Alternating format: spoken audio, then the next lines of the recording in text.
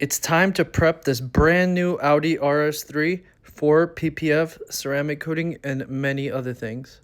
So as you see, this car is already tinted. All of that is done. Now it's time for us to remove all these plastics. We're going to get the car washed, get it looking perfect and nice. And then we can go ahead and start the ceramic coating and PPF process.